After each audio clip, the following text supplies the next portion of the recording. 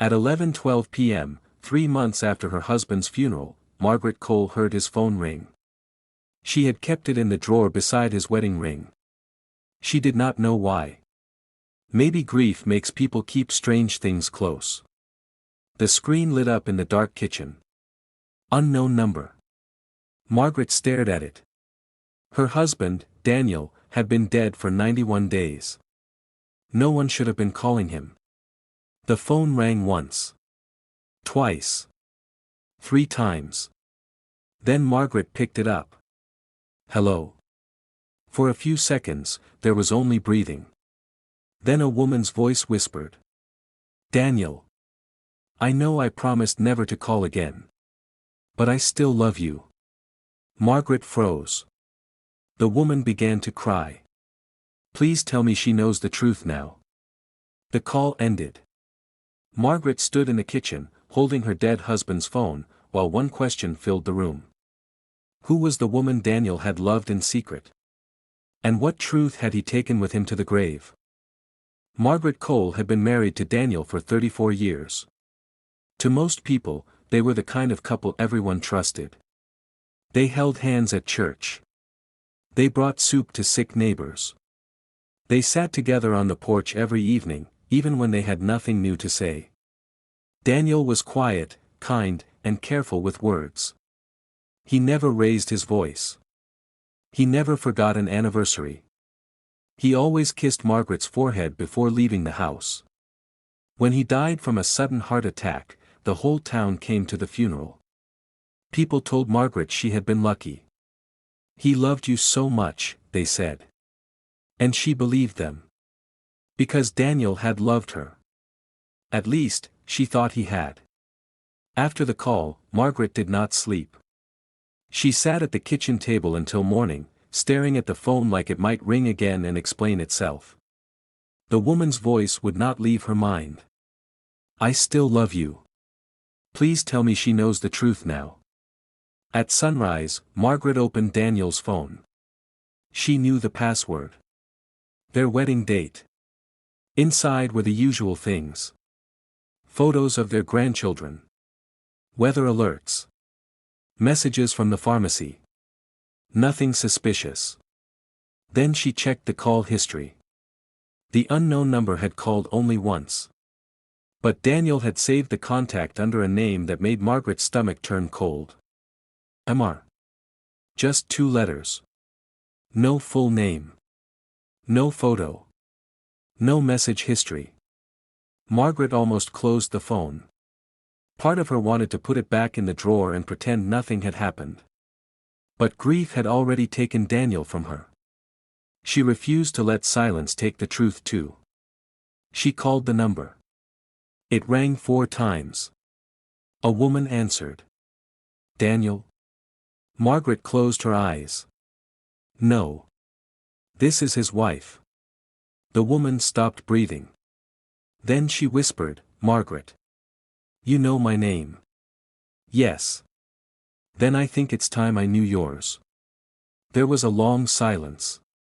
My name is Rose. Margaret gripped the edge of the table. Were you having an affair with my husband? Rose began to cry softly. No. Then why did you call him and say you still loved him? Because I did. Margaret's voice hardened. That sounds like an affair. It wasn't like that. Then what was it like? Rose did not answer right away. When she finally spoke, her voice was tired and full of pain. Daniel and I were engaged before he met you. Margaret sat back. No one had ever told her that. Not Daniel. Not his mother. Not anyone. Rose continued. We were young. I was 22. He was 24. We planned to get married. Then everything changed. What changed? Rose's voice broke. Your father. Margaret froze. My father?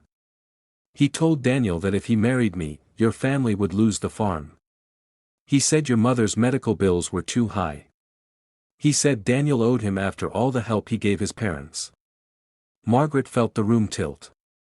Her father had been dead for years, but his shadow still knew how to enter a room. Rose whispered, Daniel was forced to choose between love and saving your family.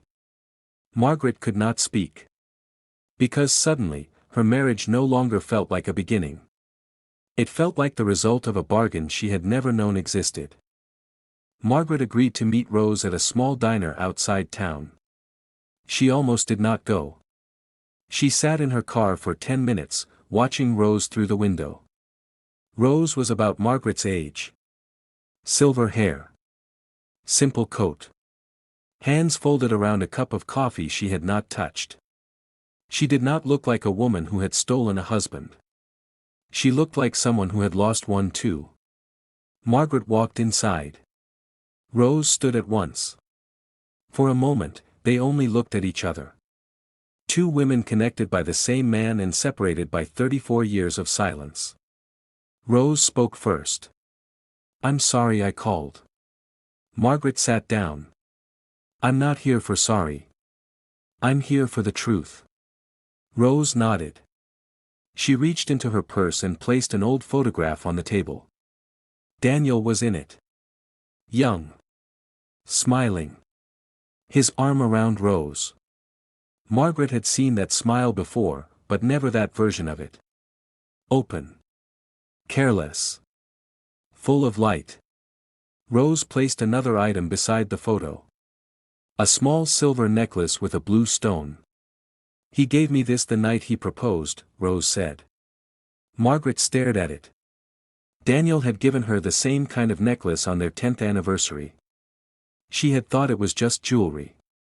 Now it felt like a memory copied from another woman's life. Rose saw her face. He did love you, she said gently. Margaret looked up sharply. Don't make this easier for him. I'm not. Then don't tell me what my husband felt. Rose's eyes filled. All right. Margaret breathed slowly. Tell me what happened. Rose folded her hands. Your father came to Daniel 2 weeks before our wedding. He said your family was about to lose the farm. He said your mother needed treatment. He said Daniel was the only person who could help. How? By marrying you.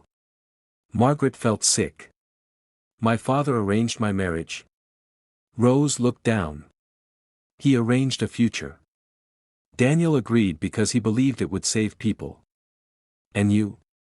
He told me he couldn't marry me. He said he had made a promise he couldn't break. Did he tell you why? No. Not then. Rose swallowed. I hated him for years. Margaret looked toward the window. So did you keep seeing him? No. I left town. I married once. It didn't last. I came back 5 years ago after my sister got sick. And Daniel? He saw me at the hospital. Margaret closed her eyes. Daniel had spent many evenings at the hospital 5 years ago. He told her he was visiting an old neighbor. Rose continued. He apologized. He told me the truth. He said he had never stopped feeling guilty. Did he still love you? Rose's tears fell. Yes. The answer hurt, but Margaret respected it because it was honest. Rose added quickly, but he stayed faithful to you. I need you to know that. He never touched my hand in a way he shouldn't. He never asked me to run away. He only wanted me to forgive him. Margaret looked at the photograph again. Did you? Rose smiled sadly. Some days. Margaret's voice became quiet. And what truth did you want him to tell me? Rose reached into her purse again.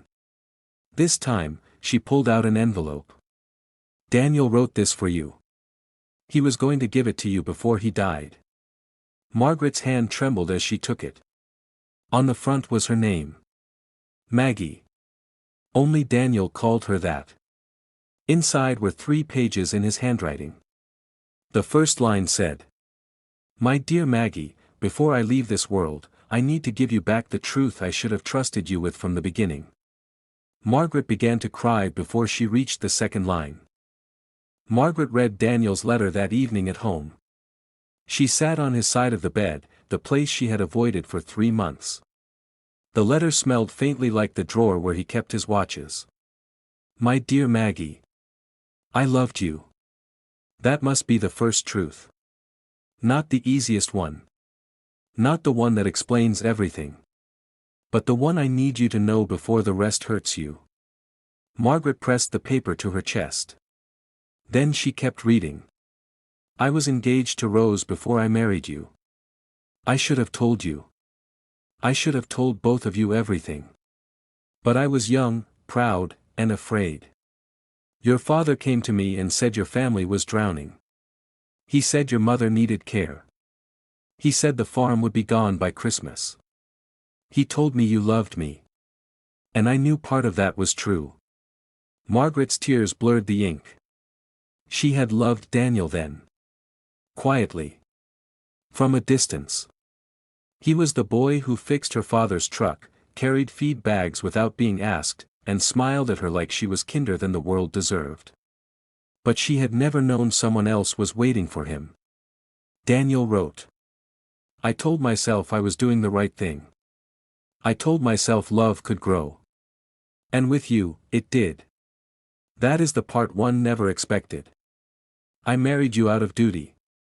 But I stayed because I loved you. Margaret closed her eyes and cried. Not because the letter erased the pain. It did not. But because love, real love, could be complicated without being false. The final page was harder. Rose came back into my life 5 years ago. I saw her at the hospital. I apologized. I told her the truth. I should have told you then. But I was afraid. Not of losing my marriage. Of watching you question every good memory we ever had. Maggie, if you are reading this, I failed you with silence. But please do not let my silence make you believe your life was a lie. You were my wife. My home. My everyday blessing. Rose was the road I was forced to leave. You were the life I was given and learned to cherish. I am sorry I did not trust your heart enough to carry the whole truth. Forever yours. Daniel. Margaret sat with the letter until the room turned dark. The next morning, she called Rose. They met at the cemetery. Rose brought blue flowers. Margaret brought white ones. They stood beside Daniel's grave, 2 women who had both loved him in different chapters of his life. For a long time, neither of them spoke. Then Margaret said, he should have told me. Rose nodded. Yes. He should have told you too. Yes. Margaret placed her flowers down. I don't know if I'm ready to forgive him. Rose wiped her eyes. You don't have to be ready today. Margaret looked at her. For the first time, she did not see a rival. She saw another woman who had spent years carrying a wound she did not choose. A month later, Margaret invited Rose for coffee. Then again the next week. They did not become best friends overnight. Life is not that simple. But slowly, they stopped being strangers. They shared stories of Daniel. Different stories. Funny stories. Painful stories. Human stories. And one afternoon, Margaret opened her jewelry box and took out the blue necklace Daniel had given her. She placed it beside Rose's old one. 2 necklaces. 2 women. 1 man. 1 truth, finally spoken. Margaret smiled sadly. I used to think love meant having all of someone. Rose looked at the necklaces. Maybe sometimes love means accepting that people have rooms inside them we never got to enter. Margaret nodded. And still knowing what we had was real. The story did not end with anger. It did not end with perfect forgiveness. It ended with 2 women sitting at a kitchen table, drinking coffee, no longer divided by the silence of a man they both loved. Because the truth can hurt. But silence hurts longer. And sometimes healing begins the moment someone finally says, "Here is the whole story."